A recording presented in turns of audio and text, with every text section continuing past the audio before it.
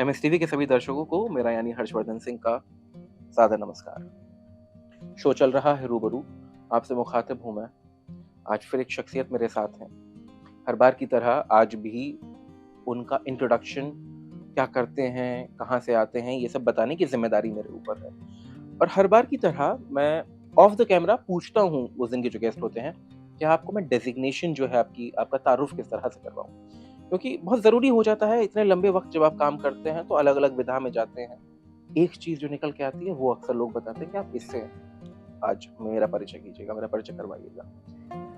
मगर आज की जो शख्सियत हमारे साथ मौजूद हैं, उनके साथ एक ख़ास चीज़ है, वो ये कि जब उनसे इस बारे में बात हुई, तो उन्होंने बस एक चीज़ कही कि सर डेज़िग्नेशन के हिसाब से तो मैं हो सकता है किसी और पद पे हूँ, मगर काम के हिसाब से अगर आप मुझे देखेंगे, तो मैं धरातल पे खड़ा हुआ एक वो व्यक्ति हूँ, जो कि आप कोई भी व्यक्ति आप हो सकते हैं, अगर आप अपनी शारीरिक और जितनी भी आपकी एक मानव मात्र होने के नाते जितनी क्षमताएँ हैं, अगर उन क्षमताओं के साथ आप समाज में कोई सकारात्मक बदलाव लेने के लिए आगे बढ़ते हैं, तो जो व्यक्ति आप उस समय होते हैं, मैं वही हूँ। सरलतम मेरे ख़्याल से ये एकदम बिल्कुल चीज़ थी, तो मैंने वैसे ही यथास्थिति आपके सामने पेश कर दिया।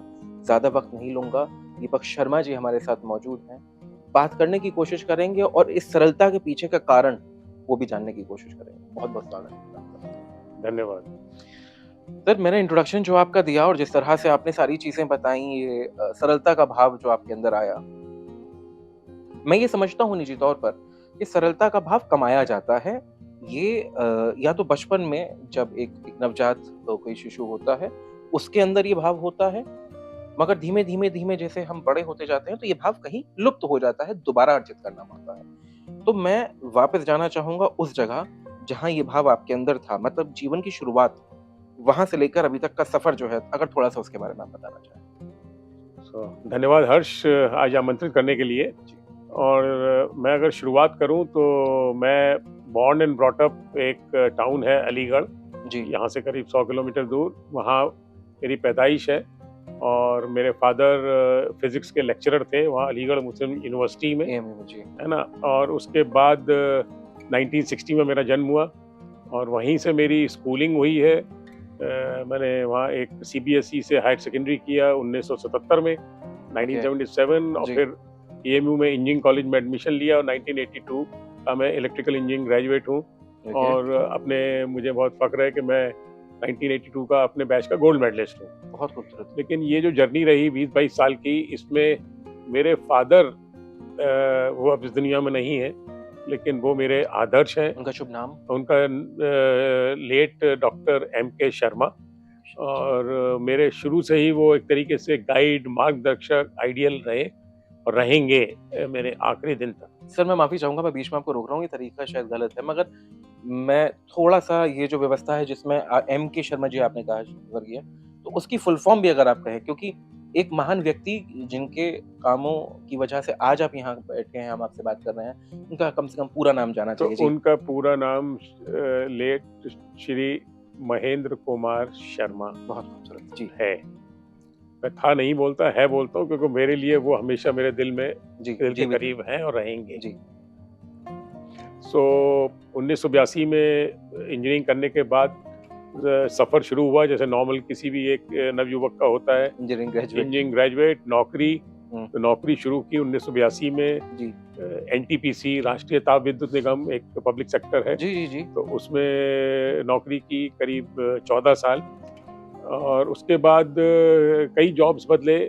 एनटीपीसी से हमने एबीबी, एक स्वीडिश मल्टीनेशनल है, ओके। उसमें काम किया करीब 8 साल। और फिर टाटा पावर में हमने 4 साल करीब काम किया। और 5 साल हमने टाटा टेली सर्विसेज या टाटा डोकोमो में काम किया, ओके। 2013 तक। इस बीच में काफ़ी घूमना हुआ अलग-अलग शहरों में? बिल्कुल, बहुत हम लोग ऑफ़िशियली बहुत कुछ घूमना हुआ। जी। और इसी दौरान, मतलब इसी दौरान जब मैं 36 साल का था जी। और एबीबी में था, उसी दौरान मैं किसी ऑफ़िस के काम से कलकत्ता गया था। और वहाँ कुछ ऐसा इवेंट हुआ जिसने जीवन में एक ऐसा परिवर्तन लाया या ऐसी सोच डाली कि क्या जीवन खाली अपने तक सीमित रहना है? जी। ये जो ज़िंदगी मिली है, ये अपने तक सीमित रहनी है या अपने से आगे भी कुछ सोचना है। तो ये जो नींव है मेरी 36 साल की उम्र में कलकत्ता शहर में पड़ी, और इसका काफ़ी कुछ बखान मैंने अपनी किताब में भी किया है, जो हम आगे बात करेंगे। जी, मैं उस इवेंट के बारे में थोड़ा-सा जानना चाहूँगा, क्या इवेंट था ऐसा स्पेशल जो कि टर्निंग पॉइंट, पिवट पॉइंट के तौर पे आपकी ज़िंदगी में आया? तो जैसे मैंने बताया, मैं ऑफिशियल विजिट पे कलकत्ता गया था और हुँ। शाम को ऐसे ही गेस्ट हाउस में था, तो मैंने केयरटेकर से पूछा, भाई यहाँ कोई आस-पास ऐसी जगह है जो मैं विजिट कर लूँ? तो उसने मुझे दिया कि सर यहीं पार्क स्ट्रीट में मिशनरी ऑफ चैरिटी है, हुँ, तो आप वहाँ जा सकते हैं, देख सकते हैं वहाँ। ओके। तो मैंने कहा चलो देख के आते हैं। तो हर्ष मैं वहाँ गया, करीब 15-20 मिनट रुका, जी। और जिस तरीके का वहाँ मैंने लेडीज़, यंग लेडीज़, मैं भी उस वक़्त 36 साल का था, 35 साल, 30 साल, 40 साल की महिलाएँ रही होंगी, और जिस हुँ। तरीके के वो पेशेंट्स के साथ काम कर रही थीं, जी। तब मुझे लगा कि यार ये भी तो मेरी तरह ही इंसान है, इन्होंने ये काम क्यों सेलेक्ट किया? ये भी तो पढ़ी-लिखी लग रही हैं, ये जॉब कर सकती थीं, लेकिन why they have chosen to do this type of work, serving the humanity. बस वो जो 15-20 मिनट थे, उस रात में वापस आके सो ना सका, और यही व्यथा चलती रही कि भाई क्या करना है आगे चल के? क्या यही जीवन है कि बस हम अपने लिए जीते रहें, अपनी फैमिली के लिए जीते रहें? तो ये एक बहुत मतलब यू कैन से बहुत ही हार्ट टचिंग मोमेंट बोलिए, इवेंट बोलिए, बट यहाँ से ज़िंदगी कोई के बारे में ज्वलन मन में सोच बना डिफरेंट हो रहा। गई। बिल्कुल। क्या तब तक शादी हो चुकी थी?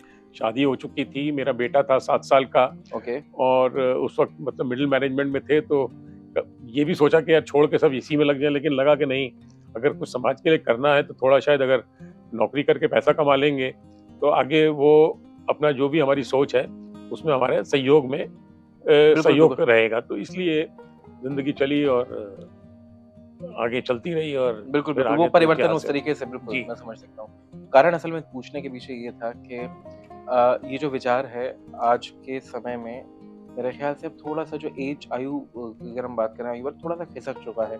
आपको 36 साल में ख़्याल आया, अब आजकल की जनरेशन में ये 27-28 तक ये ख़्याल आ जाता है लोगों को करने का। और ज़िम्मेदारियों की वजह से कई बार कुछ लोग नहीं कर पाते हैं, मगर ज़िम्मेदारियों के साथ उनके रहते हुए आप और ज़िम्मेदारियाँ और या फिर उन ज़िम्मेदारियों का प्रवाह कैसे बदलते हैं, वो समझने के लिहाज़ से मैंने ये चीज़ कही। तो मैं इसमें ये जोड़ना चाहूँगा जी। कि जब मैं वापस आया, हुँ, तो तब तक मुझे ऑब्वियसली ज़्यादा एनजीओज़ का आइडिया नहीं था, लेकिन तभी मेरे एक कोलीग हैं, उनसे ऐसी बात चली कि यार क्या करना चाहिए, तो उन्होंने सजेस्ट किया। तो ये समझिए कि 36 साल की उम्र से मैंने 1-2 संस्थाओं में गर्ल्स एजुकेशन के लिए मतलब चेक लिखना तो शुरू कर दिया, छोटा अमाउंट 1000-1500 का, उस वक़्त टाइम में वो जी, भी जी, काफ़ी जी, अमाउंट बिल्कुल। होता था। तो वो काम मैंने 36 साल की उम्र में शुरू कर दिया, to support girls education, and I was contributing annually some 2000 per year और समथिंग लाइक दैट। सर अगर मैं पूछूँ इस सवाल को तो why girl education? Any specific reason behind that कोई कोई एक विशेष कारण उसके पीछे? सर मतलब ये चीज़ मैं अभी बोलूँगा, ये कोई नई चीज़ नहीं है, लेकिन ये सबको पता है, India is a developing nation, जी, ठीक है ना? और we want to be a developed nation. जी, तो मुझे जो पर्सनली फ़ील होता है, और बहुत लोगों को फ़ील होता है, कि अगर देश की हर लड़की पढ़ ले, जैसे बोलते हैं ना, अगर एक लड़की पढ़ लेती है तो पूरा परिवार परिवार पढ़ लेता है, पढ़ता है। ठीक है ना? तो वही सोच थी कि अगर आज हिंदुस्तान में हर बच्ची एक अपने पैरों पे खड़ी हो सके पढ़ के, तो शायद भारत जो है बहुत जल्दी डेवलप्ड नेशन हो जाएगा। जल्दी डेवलप हो जाएगा। अब इसके पीछे का भी खासा मैं कारण बताता हूँ पूछने के पीछे। उसके पीछे ये है सर क्योंकि आज के समय में एक बड़ी आपने टर्म सुना होगा ट्रेंडिंग। आजकल women empowerment and at the same time working for the rights of girl child ये बहुत ट्रेंडिंग है। ट्रेंडिंग किस लिहाज से कहता हूँ मैं, वो ये कि लोग इस काम को कर तो रहे हैं, मगर उस तरीके से कर रहे हैं, मैं किसी को गलत या सही की परिधि में न रखते हुए एक बात बस जो मेरी समझ कहती है वो कहना चाहता हूँ कि उस लिहाज से करते हैं ये काम कि पता चले कि हम ये काम कर रहे हैं।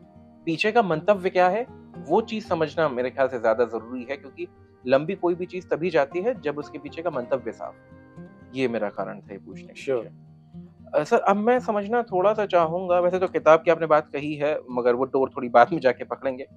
एनजीओज़ वाली जो चीज़ है, वो कलकत्ता का दिन आपका जाना, देखना, मन के अंदर उद्वेलन आपके होना और उसके बाद वापस सारी चीज़ें एक होना जो अंतर्द्वंद हो गया बिल्कुल, बेसिकली। बिल्कुल समझ सकता हूँ मैं।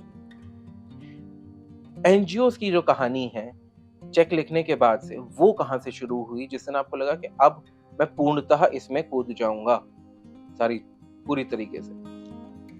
तो ये इसका जवाब हर्ष ऐसा है कि जब मैं जैसे 96-36 साल की उम्र में ये आया, तो जैसे एक ही बेटा था और हमारा एक ही बायोलॉजिकल चाइल्ड है। जी। आज की डेट में बहुत सारी बच्चियाँ हैं जो पापा और अंकल गुड बोलती टर्म हैं, बायोलॉजिकल चाइल्ड, है ना? Got it. है ना? तो ये था कि वो 21-22 साल का जब हो जाएगा, जी, तो अपने पैरों पे खड़ा होगा बिल्कुल सर। और हमारी ज़िम्मेदारी जो मैं समझता हूँ एक माता-पिता की होती है कि भई बच्चा एक बार पढ़ लिख के अपने पैरों पे खड़ा हुआ तो फिर उसकी ज़िंदगी है। जी, जी, जी। तो इ बड़ा क्लियर था मैं कि 52-53 तक जब तक मैं पहुँचूँगा वो 21-22 साल का हो चुका होगा। जितनी भी पढ़ाई की होगी अपने पैरों पे खड़ा होगा और वो बिल्कुल उचित समय होगा। मुझे अपना अगर ईश्वर ने उतनी ज़िंदगी दी है, तो मैं बाकी जीवन निर्वाह जो है, कुछ ऐसे काम में करूँ कि जो कि देश की ग्रोथ में और helps towards developing the the one nation better. Needed, बिल्कुल, जी। बिल्कुल, जिसको तो आवश्यकता है इसलिए उसकी। बड़ा क्लियर जैसे बोलते हैं ना वो मैप बना हुआ था, एक पाथ बना हुआ था कि 52-53 और अब बताऊँ मैं 2009 में जब मैं जी। काम कर रहा था टाटा टेली सर्विसेज में, तभी से मैं इस संस्था के साथ जुड़ गया उदयन केयर के साथ as a part time volunteer. क्या नाम बताया संस्था का? उदयन केयर, उदयन केयर, जी, ठीक है? ये 30वें साल में है, 29 साल पुरानी संस्था है। जी, तो 2009 में मैं और वाइफ जो है जुड़ गए while I was working okay, और 4 साल 2013 तक हमने संस्था को भी अच्छे से समझ लिया बिल्कुल, कि काम क्या है, बहुत साफ-सुथरा काम है, नीट काम है और ट्रांसपेरेंट वे में काम होता है और इसका रियल इम्पैक्ट दिखता है समाज में। जी, तो वो एक तरीके से you can say due diligence हो गई उन 4 साल में और 52-53 तक हमें ये करना ही था, तो अब बस वही जैसे होता है ना कि भगवान ने पहले बीज बो दिया जी, जी, जी, 2009 में और 2013 में वो पेड़ अंकुरित हो गया। तैयार हुआ, अंकुरित हुआ और हमने सब त्याग के और इसमें पूरी तरह जुट लग गए। गए, बिल्कुल। बिल्कुल। आपने नाम लिया आपकी वाइफ, उनका मैं नाम जानना चाहूँगा। डॉक्टर सुनीता शर्मा, ओके, सुनीता वो Sharma ji, lady Hardinge medical college में प्रोफेसर और डायरेक्टर हैं डिपार्टमेंट ऑफ पैथोलॉजी में ओके, और यहाँ पे मैं उनको जी, मैं हर प्लेटफॉर्म पे बोलता हूँ कि वो मेरे लिए देवी हैं, ठीक है? आई रिफर एज़ गॉडेस। ओके, क्यों? क्योंकि जो भी काम हम लोग कर रहे हैं, जिस तरीके से मैं पूरा समय दे रहा हूँ तन मन धन से, उसमें बगैर आपके लोग बोलते हैं बेटर हाफ, मेरे लिए वो बेस्ट हाफ है, ठीक है? तो उसके उनके सहयोग के बगैर ये चीज़ संभव नहीं थी and the way she has supported contributed also. वो जॉब कर रही हैं लेकिन जितना भी समय निकाल पाती हैं शनिवार, इतवार, वो डॉक्टर हैं तो बच्चों की सारी हेल्थ रिलेटेड मैटर्स वो हैंडल करती हैं। तो मतलब उनका कंट्रीब्यूशन मेरे कंट्रीब्यूशन से किसी भी हद मायने में कम नहीं है। और साथ में मेरी माँ का जिसके साथ मैं रहता हूँ, वो किताब में आप अगर पढ़ेंगे या लोगों ने जिन्होंने पढ़ी है, उसमें मेरी माँ का कंट्रीब्यूशन भी एक बिल्कुल मतलब she is also a big inspiration for me, my mother. So I would really thank the almighty that जी, हम पूरा परिवार जो है का सहयोग है और हम लोग मिलके ये काम इस को काम को आगे कर रहे बढ़ा हैं, रहे हैं। बिल्कुल।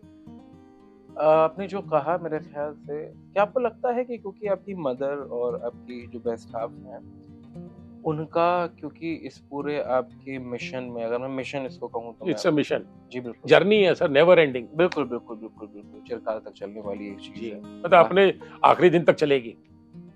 अपने आखिरी दिन तक मुझे लगता है कि आप उसे आगे लेके जाएँगे, फिर वहीं से कोई और सीधा सीखा आएगा। एग्ज़ैक्टली, मैं ढूँढ रहा हूँ एक्चुअली कि जो बिल्कुल, मेरे से बागडोर ले सके, लेगेसी आगे, बिल्कुल। सक्सेशन प्लानिंग जिसे बोलते हैं। बिल्कुल, बिल्कुल, जी। तो जो बात थी वो ये कि कहीं उसके पीछे आपको लगता है कि इस सारे काम के पीछे ये 2 बहुत बड़े जीवित कारण हैं। एक तो आपकी मदर, जीवित कारण ऐसे नहीं कि जो आपके अंदर में जिनकी भावना स्वरूप में जीवित हैं, कि आपकी मदर और आपकी वाइफ ने जिस तरह से आपको सपोर्ट किया है, that has a very huge impact on you and because of what you are into this sort of thing. Sir 200% मैं बताया ना कि बगैर बेस्ट हाफ, बगैर माय गॉडेस और मदर से बढ़ के तो कोई रिश्ता नहीं होता सर। बिल्कुल, मैं आज बोल रहा हूँ कि बच्चे का और माँ का जो एक रिश्ता होता है ना, उससे बढ़ के लाइफ में शायद कोई रिश्ता नहीं है, क्योंकि उस माँ ने तो पैदा किया ना आपको। तो एट लीस्ट बिल्कुल। I believe in that philosophy that so do I. Relationship with mother is the strongest. मुझे यहाँ एक चीज़ याद आती है अभी ऑफ लाइक क्योंकि बात उस तरफ बढ़ी है। ज़ाकिर खान एक हमारे मैं ज़ाकिर खान साहब बोलता हूँ, बड़े आदमी हैं आजकल काम के लिहाज से। तो अक्सर ये चीज़ कहते हैं स्टैंड अप कॉमेडियन हैं और उसके अलावा भी बहुत काम करते हैं। सुना है, बहुत देखता हूँ मैं जी, उनके। अरे वाह! बहुत बढ़िया, बहुत बढ़िया। ज़ाकिर भाई बहुत जगह तक पहुँचे हुए हैं। Yes, yes. तो एक अक्सर एक चीज़ कहते हैं कि मैंने जितनी वाह वाली चीज़ें हैं सब अपने वालिद से सीखी हैं और जितनी आह वाली चीज़ें हैं वो अपनी माँ से सीखी हैं। these minute delicate emotions we can only learn from a female because they might have a better idea about this. Absolutely. Sir एक और चीज़ मैं भी थोड़ा-सा इसके इर्द-गिर्द घूमना चाहता हूँ, क्योंकि बहुत सारे लोगों के मन में कभी भी चीज़ होगी कि ये मैं तो निजी तौर पे करना चाहता हूँ, मगर मेरे एकदम नज़दीकी जो लोग हैं शायद उनके अंतर्मन में अभी उतना एक कहूँ प्रगाढ़ ना हो ये भाव पूरा जिसके वशीभूत वो मुझे इसके लिए समर्थन प्रदान करें। तो वो ये है कि जो आपकी वाइफ़ हैं, अगर मैं उनको ज़हन में रख के पूछूँ कि जो पार्टनर आपके होते हैं, उनका सपोर्ट आपकी इस जर्नी को किस हद तक आसान कर देता है? आसान तो मैंने मान लिया कि कर देता है, किस हद तक? तो वही वैसे मैं इसमें मे बी दोबारा से मैं वही बोलूँगा कि वो मतलब कदम से कदम साथ में हैं और जो भी सुझाव होते हैं तो वो ओके, मैं थोड़ा-सा और क्लियर करता हूँ उसको सवाल को। एक्नॉलेज करती हैं और हमेशा जी, उसको एक्सेप्टेंस देती हैं और हम मिलके ही फैसले लेते हैं। जी, मैं सवाल थोड़ा-सा और आसान करने की कोशिश करता हूँ, वो ऐसे क्योंकि नॉर्मल लाइफ में होता ये है कि हमारी रोज़मर्रा की जो चीज़ें होती हैं, सामाजिकता और बहुत सारी चीज़ें ऐसी होती हैं जो कि इनेविटेबल आप उन्हें नहीं दरकिनार कर सकते हैं। बहुत बहुत एकदम बिल्कुल ग्रास रूट लेवल के एग्ज़ाम्पल शादी-ब्याह में भी जाना है, कहीं कुछ यस। करना है। अच्छे जीवन साथी के तौर पर अगर आप कोई व्यक्ति आपके साथ में हैं, तो ये सारी रोज़मर्रा की सब चीज़ें जो कि बहुत बड़ा रोल प्ले करती हैं, आपके व्यक्तित्व को गढ़ने में भी, उनके साथ से कितना आसान हो जाता है इन सब चीज़ों के साथ रहते हुए, अपना जो लक्ष्य है उसको भेदना। ये बेसिकली मैं समझना चाहता हूँ। लक्ष्य उनका या मेरा? दोनों का लक्ष्य, दोनों का मेरे ख्याल से समान लक्ष्य है आप लोगों का अभी तो? नहीं, समान लक्ष्य है लेकिन सिंस वो बहुत एकेडमिक बैकग्राउंड से हैं, जी, जी, जी। प्रोफेसर हैं, हुँ, उन्होंने टेक्निकल किताब लिखी है, जी। ठीक है? और रिसर्च पेपर्स बहुत सारे जर्नल्स में लिखे हैं। तो डेफिनेटली मतलब पूरी फ्रीडम है हमें आपस में एक-दूसरे को हुँ, और एक-दूसरे का सहयोग भी है। जी। कभी जो आपको क्योंकि जब मैंने ये 2013 में छोड़ा था, हुँ, हुँ, डिस्कस तो हुआ ही था फैमिली में, बिल्कुल। लेकिन वो बोली कि देखिए जो दिल कर रहा है वो करिए। वाह! क्योंकि लोग बोलते हैं ना जीवन तो एक ही मिला है। वैसे मेरे हिसाब से तो जीवन रोज़ सुबह मिलता है जब आँख खुल जाती है। बहुत ठीक है ना? अच्छा। लेकिन ये है कि मान भी लें कि जीवन एक मिला है, तो जो एक होता है ना जिस चीज़ के बारे में आप पैशनेट हैं, ठीक है? पैशन सबसे ज़रूरी है, कोई भी काम आप करें। बिल्कुल। अगर आप स्पोर्ट्स खेल रहे हैं और आप उस स्पोर्ट्स के लिए पैशनेट नहीं है, तो आप बेस्ट परफ़ॉर्म नहीं कर पाएँगे। तो हर चीज़ में जिस भी क्षेत्र में कोई है, उसको अगर पैशन है तो इसलिए मेरी वाइफ़ का जैसे एकेडमिक्स में बहुत पैशन है ओके। और वो ट्रैवल करती हैं, एग्ज़ाम देने जाती हैं, पेपर सेट करती हैं, मतलब बहुत व्यस्तता है उनकी। अगर मैं बात करूँ तो उनकी ज़िंदगी भी सुबह 6 बजे शुरू होती है क्योंकि 8 बजे वो कॉलेज जाना होता है और शाम को 6 बजे आती हैं और फिर रात में अपना कुछ ना कुछ रिसर्च का काम, मैं अपना काम पे लगा रहता हूँ टू बी जी। ऑनेस्ट, ठीक है? मुझे कहीं प्रपोज़ल भेजना है, किसी को फ़ॉलो अप करना है, फ़ोन करना है, बिल्कुल, वो बिल्कुल, अपनी 50 काम होते हैं है ना? ज़रा-ज़रा। और वो एकेडमिक मदर साथ में है, शी इज़ 81 इयर्स ओल्ड, उनके साथ भी हमें समय जितना स्पेंड कर सकते हैं वो करते हैं। साथ में हम टीवी देखते हैं, मैं मदर के साथ, उनको क्रिकेट का बहुत शौक है तो हम मिलकर क्रिकेट मेरे को भी बहुत शौक है, अच्छा। जो मैं किताब में लिखा है तो हम लोग मिलके मैं और मदर टीवी मैच साथ में देखते हैं। जैसे आईपीएल चल रहा है तो शाम को 1-2 घंटा हम लोग टीवी देखते हैं, डिस्कस करते हैं। तो मतलब ये है कि बहुत बताया ना कि इंडिपेंडेंस है इन टर्म्स ऑफ कि भई जो आपको करना है करिए, मैं आपके साथ हूँ और सेम वे जो आपको करना है वाइस करिए। वर्सा, बिल्कुल। हाँ, तो इसलिए तभी मैं बताया ना कि बार-बार बोलता हूँ कि she is a goddess to me. ऐसी मतलब मेरे पिताजी ने और उनके पूर्वजों ने अच्छे कर्म किए होंगे। I got such a wife. Udayan care के साथ जुड़कर जो आपका अभी तक जो आप करना चाहते थे, working for girl child and all the things that they wanted, they needed, providing them with that and all the things that we can imagine of providing. कौन-कौन सी चीजें हैं सर जो अभी आप कर रहे हैं वर्तमान में? तो मैं थोड़ा-सा आपको बताऊँ कि उदयन केयर क्या कर रहा है पिछले बिल्कुल, 29 बिल्कुल। साल में। ये जानना भी दर्शकों के लिए बहुत ज़रूरी है। आवश्यक है, ठीक है? सो उदयन केयर 7 फरवरी 1994 1994 में शुरू हुई थी। आज हम 30वें साल में हैं और आज जो भी मैं कर रहा हूँ, I owe everything to Udayan care and I am grateful to Udayan care कि उन्होंने मुझे अपनी शरण में लिया और मुझे ये मौका दिया। तो पहली चीज़ तो ये हो गई। उदयन केयर करता क्या है? इसके कई सारे प्रोग्राम्स हैं। पहला जो प्रोग्राम है, उसमें हम होम्स रन करते हैं, उन बच्चों के लिए जिनके माता-पिता नहीं हैं। ओके। तो we call them children without parental care, ठीक है? सो उन होम्स को हम रन करते हैं। आज की डेट में हमारे 16 होम्स हैं, 14 एनसीआर में, 1 जयपुर में और 1 कुरुक्षेत्र। ओके। और इन 16 होम्स में 12 गर्ल्स होम्स हैं और 4 बॉयज़ होम्स हैं। ओके। और इन सारे होम्स में जैसे मैंने बताया मेंटर पेरेंट्स का कॉन्सेप्ट है। तो मैं और मेरी वाइफ मेंटर पेरेंट्स हैं ग्रेटर नोएडा होम में, जो सबसे बड़ा होम है संस्था का, और आज सारे होम्स में मिलके करीब 250 बच्चे परवरिश ले रहे हैं, बिल्कुल एक फैमिली एनवायरनमेंट में। और जब मैं फैमिली एनवायरनमेंट बोलता हूँ तो बच्चे जब 21-22 साल के पढ़ाई करके निकलते हैं, जॉब वगैरह में हम उनको गाइड करते हैं, सपोर्ट करते हैं, फिर वो पीजी में शिफ्ट होते हैं तो हम जाके देखते हैं कि पीजी ठीक है नहीं ठीक है, लाइक एनी पेरेंट और गार्जियन। बिल्कुल बिल्कुल। तो पूरा उस तरीके से है। हम शादियां करते हैं, अभी तक हम 24-25 शादियां कर चुके हैं उज्जैन केयर में, ज्यादातर लड़कियों की, बट कुछ लड़कों की भी जो बॉयज होम से निकले हैं। बहुत अच्छा। और एक शादी तो हमने अभी 11 मार्च को एक गुरुद्वारे से की, एक बच्ची की। सो और फिर ग्रैंड चिल्ड्रन है, मतलब अगर हम बोले तो हमारे कम से कम 30-35 ग्रैंड चिल्ड्रन है। ओके। तो पूरा एक बड़ा परिवार है और बहुत ही मतलब as I said family environment की तरह हम लोग, लाइफ लॉन्ग हमारी रिलेशनशिप है इन बच्चों के साथ। जी। तो ये बच्चे कई बार वीकेंड्स पे हमारे घर आ जाते हैं, छुट्टी होती है, they spend the weekend with our family, मैं वाइफ और मदर के साथ। बिल्कुल बॉन्डिंग बिल्कुल एक एज आई सेड परिवार की तरह है। आपने ग्रैंड चिल्ड्रन का नाम लिया, कोई एक आध का नाम अभी याद है फिलहाल? एक का याद है, चैंप करके बोलते हैं, एक हमारी डॉटर है और उसका बेटा चैंप चैंप करके उसका निकनेम है और क्लास 4th में पढ़ रहा है वो। अच्छा। तो बहुत खूबसूरत। कारण यह है क्योंकि मुझे अभी भी याद आता है, कहीं वो बड़े बुजुर्ग कहते थे कि मूल से ज्यादा ब्याज वो पसंद होता है, तो उस लिहाज से मैंने कहा शायद ये इनके नाम आप एक बार को ये हो सके मगर वो याद रहेंगे। जी। और दूसरा फिर हमारा एक और प्रोग्राम है, ये तो एक प्रोग्राम घर प्रोग्राम हो गया जिसको बोलते हैं हम। दूसरा एक हमारा प्रोग्राम है जो कि पैन इंडिया है, we are there in 13 states in 32 cities. उसको हम बोलते हैं Udayan Shalini fellowship programme. Shalini means dignified women. जी जी जी जी। तो ये प्रोग्राम जो है ये उन बच्चियों के लिए है who come from economically weaker section.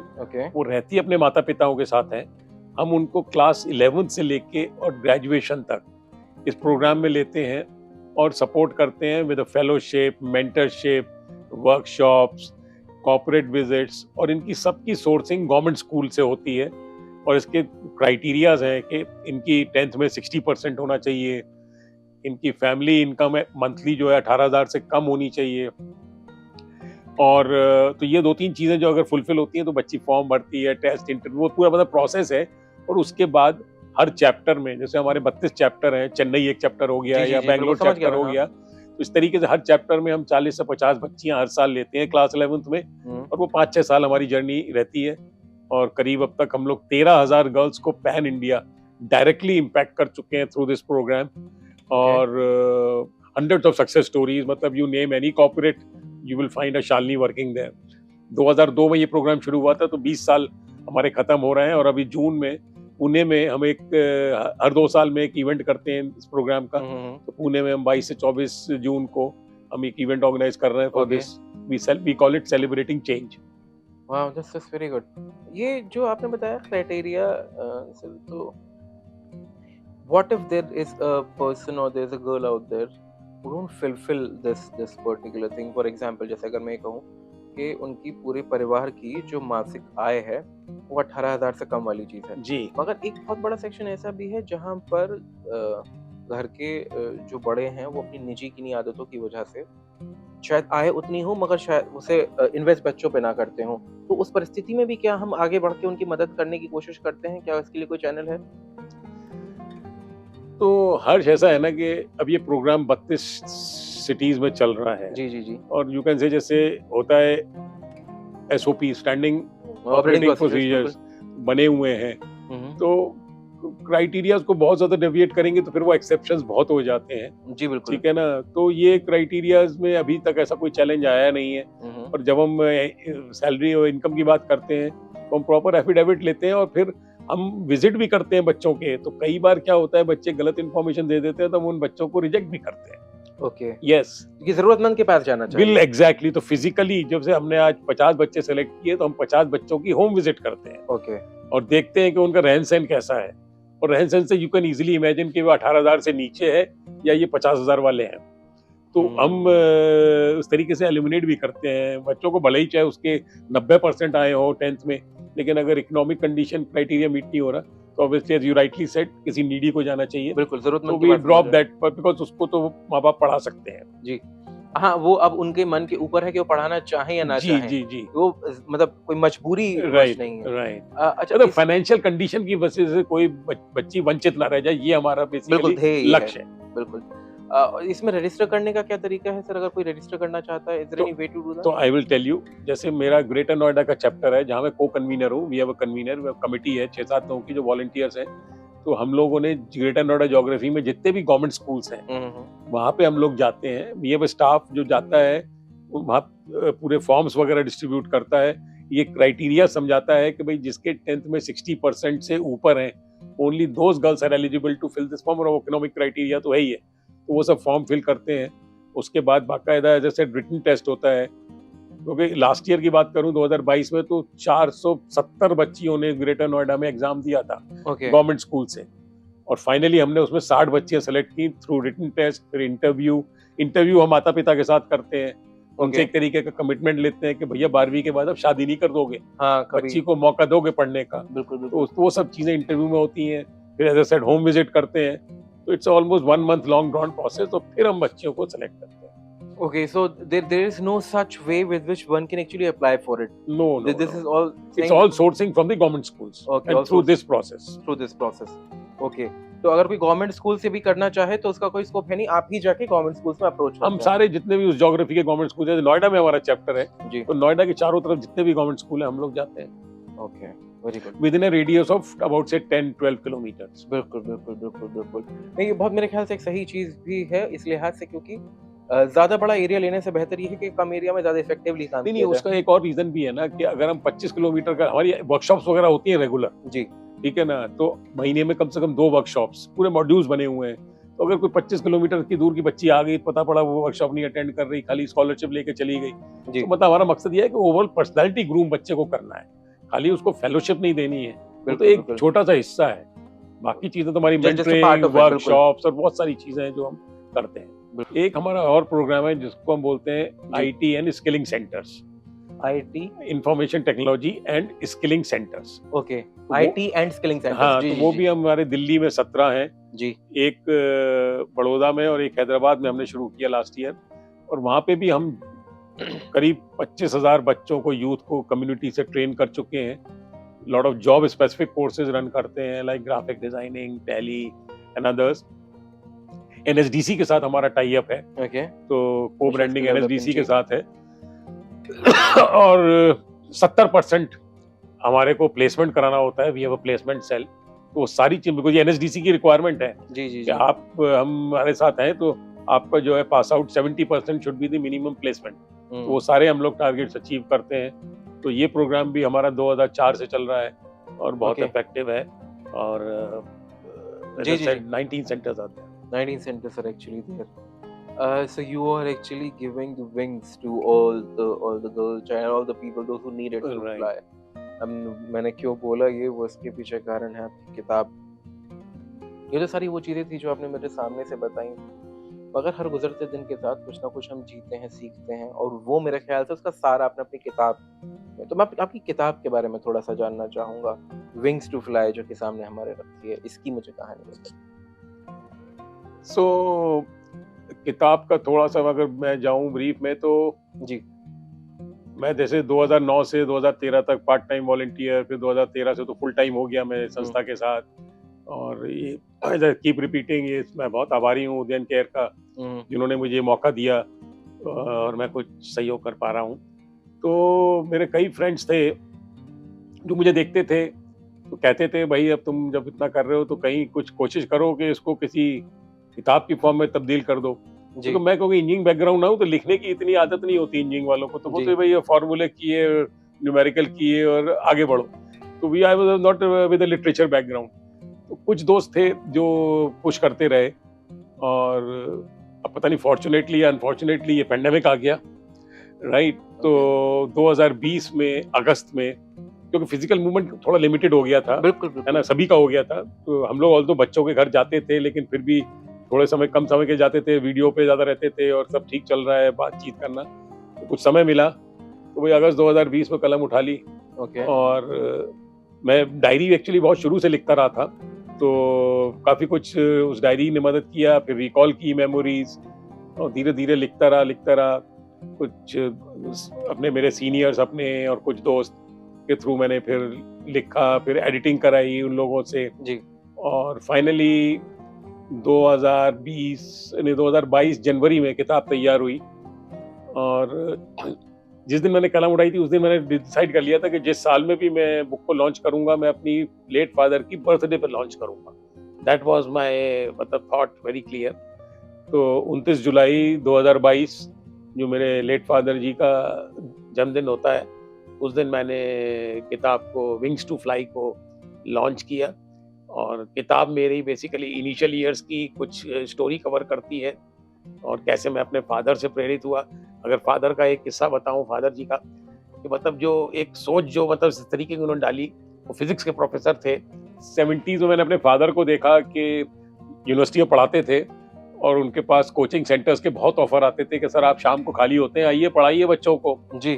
तो उनका हमेशा एक ही जवाब होता था कि भैया मैं विद्या जो है ना बेचता नहीं हूँ, समझे आप। कहते हैं मुझे पढ़ाने के लिए मैं यूनिवर्सिटी जाता हूँ, वहां मुझे पैसा मिलता है, उसके अलावा मैं बेचता नहीं हूँ। किसी को भी पढ़ना है शाम को मेरे घर आ जाए, मैं किसी के घर नहीं जाऊंगा, मेरे घर आ जाए किसी भी टाइम रात के 11 बजे तक, मैं पढ़ा दूंगा, लेकिन मैं पैसा एक नहीं लूंगा। और ये स्टेटमेंट वो मतलब हर फोरम पे देते थे कि भाई मैं विद्या बेचता नहीं हूँ। तो मतलब वो चीज जो हमने बचपन में सुनी, मैं 12 13 14 साल का था उस वक्त, मतलब कुछ चीजें होती है ना जो आपके जहन में ऐसे बैठ जाती है, मतलब कि वो जाती नहीं है। तो शायद वही एक सबसे शुरुआत वाला बीज था कि बेटा पैसे के लिए जो है ना अपनी वैल्यूज के साथ कंप्रोमाइज मत करना। जी। तो एज अ सेड 29 जुलाई को ये किताब विंग्स टू फ्लाई लॉन्च की।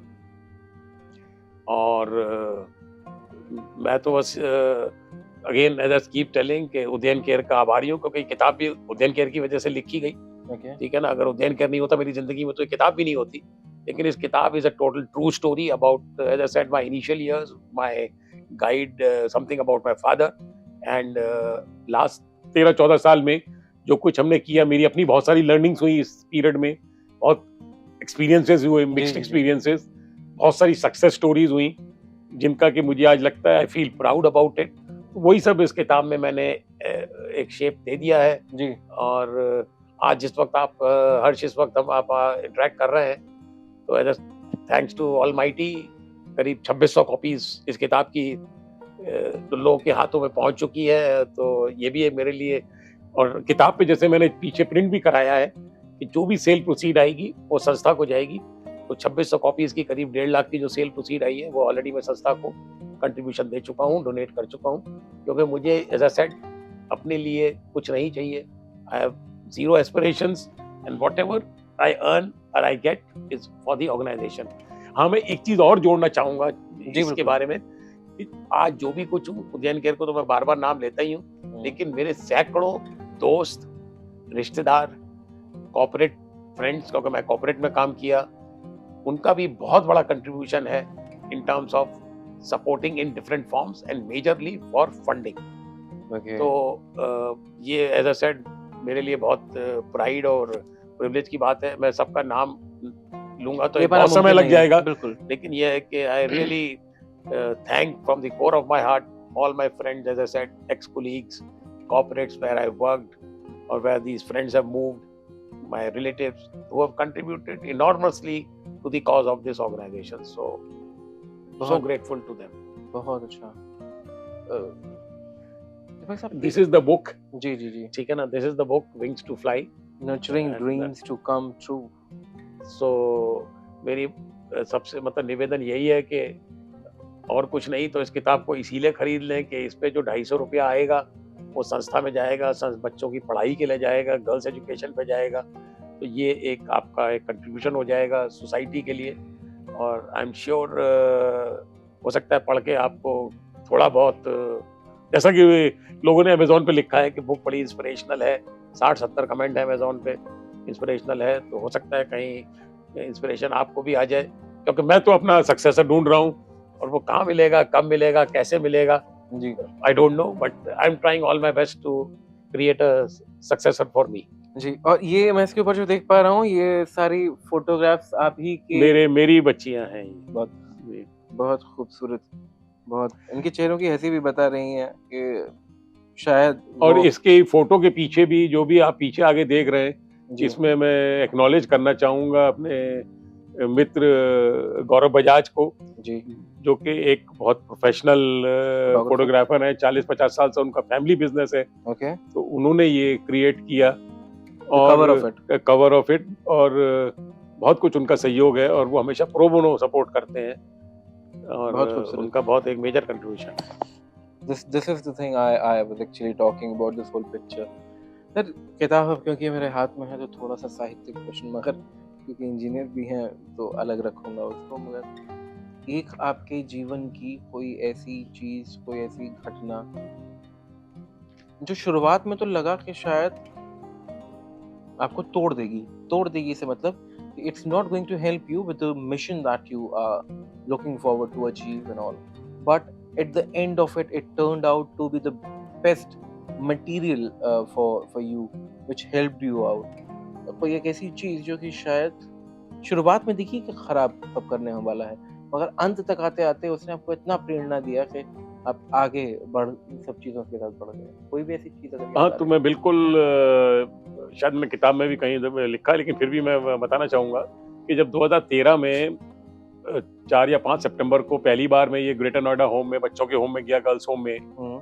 सो उससे पहले मेरे उस होम में एक रिटायर्ड ब्रिगेडियर थे, ब्रिगेडियर नारंग, जो कि देखभाल कर रहे थे, तो वो भी काफी टाइम से थे। तो मैं जब गया तो obviously new face, suddenly one fine day, right and there were 30-35 girls in that home. So आपको पता है कि ह्यूमन कनेक्ट होना सबसे टफ होता है, सबसे मुश्किल होता है, ठीक है। तो शुरू के मतलब मैं I am being very honest, there were lot of pushback, aggression from the girls, because बड़ी बड़ी गर्ल्स थी, ऐसा नहीं है, 20, 18, 19 ऑल एज ग्रुप्स, आज भी हैं तब भी थी। So lot of resistance, possibly anger also. So मैं कॉर्पोरेट से आया था और डिफरेंट एनवायरनमेंट टोटली। सो शुरू के कपल ऑफ मंथ्स बहुत चैलेंजिंग थे, लेकिन मैं इसमें डेफिनेटली मतलब डॉक्टर किरण मोदी जो फाउंडर हैं, जो मैनेजिंग ट्रस्टी हैं, और उनका मतलब जबरदस्त एक्सपीरियंस है इस काम में, 2000 मतलब 1994 से कर रही हैं।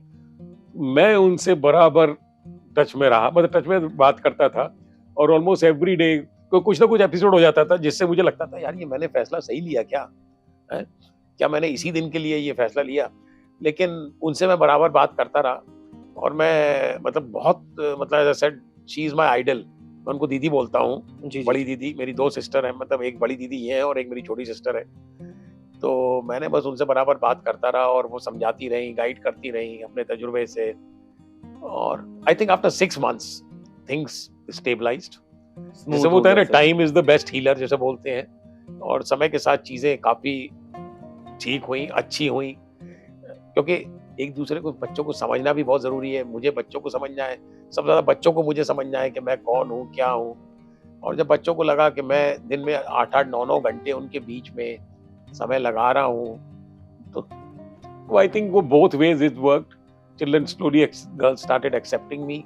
मेरा तो मिशन ही था कि भाई मुझे तो कुछ करना है ऐसा, तो बस ये था। लेकिन आज मैं अगर जैसे इतिहास में देखूं 10 साल पहले और आज मैं जहाँ हूँ, तो मैं ये बहुत कॉन्फिडेंटली बोल सकता हूँ कि ये जो 10 साल मेरे जिंदगी के हैं, I think the best years of my life, best years undoubtedly, बहुत, बिकॉज भाई। और एक चीज और बताऊं मैं, जो मैं हर प्लेटफॉर्म पे बोलता हूँ जी, कि मैं भाई किसी के साथ कोई एहसान नहीं कर रहा हूँ, ना बच्चों के साथ, ना संस्था के साथ। ये तो मेरी दिल था ना, मैं करना चाहता था ना। तो it is the other way around के बच्चे मेरे पे फेवर कर रहे हैं कि उन्होंने मुझे एक्सेप्ट किया। आप समझ रहे हैं? बिल्कुल, तो मैं समझ के एकदम। हाँ, तो ये बहुत क्लियर है, और मैं हर 15-20 दिन में बच्चों को रिपीट भी कर देता हूँ कि बच्चों, ये मत समझना कि मैं आपको कोई फेवर कर रहा हूँ। It was my choice, it was, I wanted to do this, God wanted possibly to do this, so it is you who are I'm grateful to you for acknowledging and accepting me। तो बहुत ही सुखद यात्रा रही है। समझ सकता हूँ इस वाली चीज को, आप एकदम सही कह रहे हैं। और जिस तरीके से बच्चों ने, ये अगर लोग किताब पढ़ेंगे, जिस तरीके से बच्चों ने एक्नॉलेज किया है, जो लिखा है, तो मतलब इट समटाइम्स ब्रिंग्स, मैं आज भी पढ़ता हूँ उन लेटर्स को जो बच्चों ने लिखे हैं इस किताब में, तो it sometimes brings tears to my eyes कि बच्चे उस लेवल तक, मुझे नहीं पता था कि उस लेवल तक मेरे बारे में सोचते हैं और एक्सप्रेस कर रहे हैं वो राइटिंग में। आपने जो चीज कही क्योंकि हम मैं मान के चलता हूँ क्योंकि सनातनी परंपरा से आते हैं मनजी तौर पर भी, तो ये एक तो बहुत एक बड़ा विश्वास ये भी है कि हम कभी किसी के लिए कुछ नहीं करते।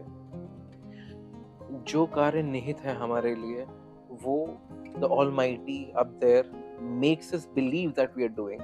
वो सामने कोई एक व्यक्ति बनकर या फिर कोई भी एक जिसको आवश्यकता है, वो बनकर हमसे वो पुण्य करवा रहे हैं और हम वो और मैं एक चीज और बोलता हूँ कि अगर बच्चा कोई 100% कर रहा है ना, तो 98% कंट्रीब्यूशन उसका है। हमारा तो 2% मात्र है कि भाई हमने उसको थोड़ी दिशा दिखा दी बिल्कुल कि बेटा ये रास्ता सच्चा है, ये सही है, आप ऐसे करोगे तो अपनी मंजिल पे पहुंच जाओगे। करने वाला तो वही है ना, एग्जाम दे रहा है तो वो दे रहा है ना, मैं तो नहीं दे रहा ना। बिल्कुल पढ़ाई कर रहा तो वो कर रहा है ना, मैं तो नहीं कर रहा ना। हमारी खाली थोड़ी दिशा दिखाना है, क्या सही है क्या गलत है ये समझाना है। तो as I keep saying 98% is the individual child's effort, hard work, commitment, contribution. Great. Rest is like the left 2% 2% है हमारा, जो कि भाई ठीक है हमने कहीं दिशा दिखा दी, बिल्कुल मेरे ख्याल से तुम्हें वो गाइड कहीं कर दिया कि भाई तुम्हें कुछ एडिशनल बुक चाहिए, तुम्हें कोचिंग चाहिए, ऐसा भी हम लोग करते थे और कर रहे हैं। तो वो सब ऑर्गेनाइज कर दिया। तो we are just facilitators to be honest in the journey. बहुत खूबसूरत फैसिलिटेटर्स इन द जर्नी। बहुत बहुत धन्यवाद दीपक जी आपका 2 चीज़ों के लिए। एक तो सर सबसे पहले आपका कि आज आप आए, आपने बातचीत करी और हर एक एस्पेक्ट को लाइफ के और एनजीओज़ और उससे पहले का काम इतनी तफ़सील से सब बताया। और दूसरी चीज़, क्योंकि जो मेरे ख्याल से मैं इंटरव्यू शुरू होने से पहले भी कह रहा था कि जब हम कोई चीज़ करते हैं, उसके पीछे का मंतव्य जब तक साफ़ नहीं होता, तब तक हम उस चीज़ को किसी के सामने प्रस्तुत नहीं कर सकते एकदम साफ़-गोई से। कहीं न कहीं कोई न कोई टर्बुलेंस क्रिएट होता ही है। कई बार हम लाजवाब होते हैं, कई बार सामने वाला लाजवाब होता है। तो धन्यवाद। जी, आप कुछ लेना चलते चाह चलते कुछ मैं 30 सेकंड और ले लूं। बिल्कुल प्लीज़। मेरा अपना शुक्र है ये ये डिबेट नहीं है, तो इसलिए आप 40 सेकंड भी ले तो सकते ये हैं। मेरा अपना निजी मानना है। हर इंसान के पास, ये जैसे पर्सनल व्यू है, हर इंसान बिल्कुल। के पास 4 चीजें होती हैं। जी, समय 24 घंटे सबके पास है, जी, ठीक है। नॉलेज, हर एक के पास सम फॉर्म और द अदर नॉलेज है। तीसरा प्यार, लव, हर आदमी प्यार देना चाहता है, लेना चाहता है, लव सबके पास है। और चौथा है वेल्थ। किसी के पास 100 रुपया है, किसी के पास 100 करोड़ है, किसी के पास 50,000 है, व्हाटएवर।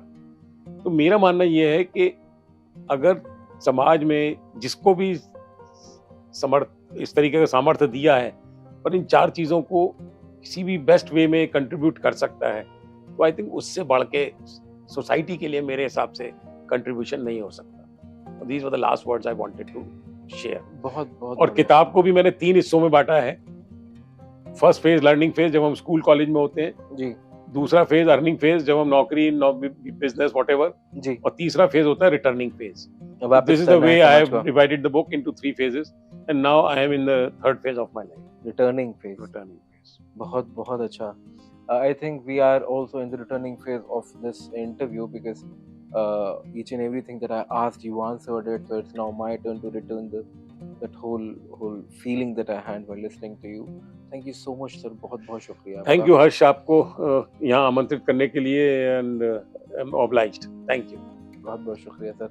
और उम्मीद करूंगा कि आने वाले समय में भी, जैसे चैंप का नाम लिया, तो किसी दिन आप ही के संस्था से निकले हुए कोई चैंप यहाँ बैठे हों और मैं उनका इंटरव्यू करूं और वो फिर बताएं कि हम वहाँ से आते हैं। उस दिन मुझे लगेगा कि शायद मेरा कुछ रिटर्निंग वाला काम मेरा भी पूरा हो गया। एब्सोल्युटली। बहुत बहुत शुक्रिया आपका। Thank you so much. तो जैसा कि मैंने आपको शुरुआत में बताया था कि कोई भी प्राणी मात्र अपनी क्षमताओं के आधार पर इस समाज में जो भी सकारात्मक बदलाव लाने का मंतव्य रख के बढ़ता है, वो वही इंसान होता है जैसे आज मेरे साथ दीपक जी बैठे थे। सबसे ज़रूरी चीज़ यहाँ पे बस एक ही है और वो है, आप जो भी काम करने के लिए बाहर जा रहे हैं, उसका मंतव्य साफ होना चाहिए। The idea behind that should be crystal clear. The reason behind this thought is ताकि किसी दिन जब पलटने का मन करे, तो जो वो कारण है वो पलटने ना दे। वो कहे कि इस दिशा में अभी आगे बढ़ना है, वरना मोड़ बहुत सारे आएंगे और मन भी करेगा बढ़ने का।